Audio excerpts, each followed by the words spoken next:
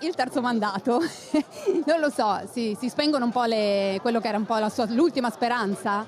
No, vabbè, ma la Lega ha presentato questo emendamento con la consapevolezza della forte rischio di inammissibilità, perché la materia era la legge elettorale nazionale.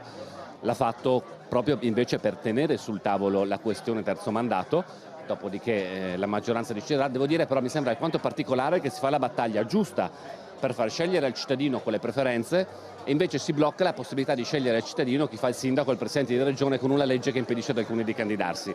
È alquanto particolare, cioè che un parlamentare, oltretutto col voto di ieri a lista bloccata, può fare mandati infiniti, chi invece viene eletto direttamente dai cittadini non possa candidarsi. Però insomma questa mi rassegno, perché forse le battaglie che si proclamano in televisione, facciamo scegliere al cittadino, valgono solo quando conviene a uno all'altro. Quando c'è un principio invece da garantire, magari non conviene così tanto, allora quella battaglia non si fa. Così ieri sera ai nostri microfoni il governatore Massimiliano Fedriga sulla bocciatura dell'emendamento della Lega sul terzo mandato ai governatori a margine della presentazione delle nuove maglie dell'Udinese. Il numero uno della regione è stato solleticato a lungo anche questa mattina sul momento difficile vissuto dal governo Meloni, sulla questione della legge elettorale, sul nodo preferenze, in occasione dell'udienza della Corte dei Conti per il giudizio di parificazione del rendiconto generale della regione. In particolare si è parlato di una possibile crisi dell'esecutivo. Credo proprio di no.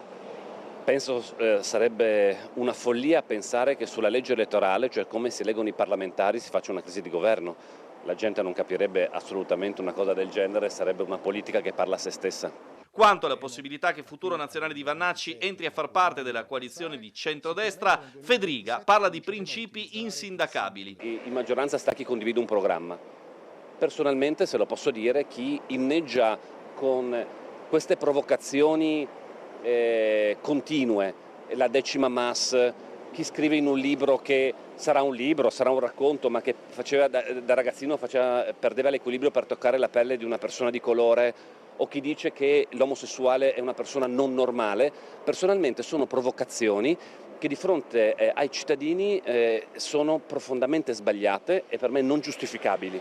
Infine la questione della possibile candidatura a sindaco di Trieste, che a dirla tutta tiene in scacco anche la stessa opposizione sulle scelte strategiche da mettere in campo per il capoluogo di regione. Lei ieri un po' ha scherzato con i nostri colleghi di TV12 sulla sua candidatura a sindaco di Trieste, che non esiste, eccetera, eccetera.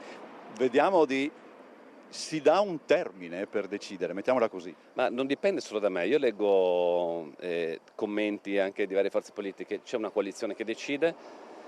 C'è, devo dire, ovviamente anche dopo di conseguenza una mia scelta, ma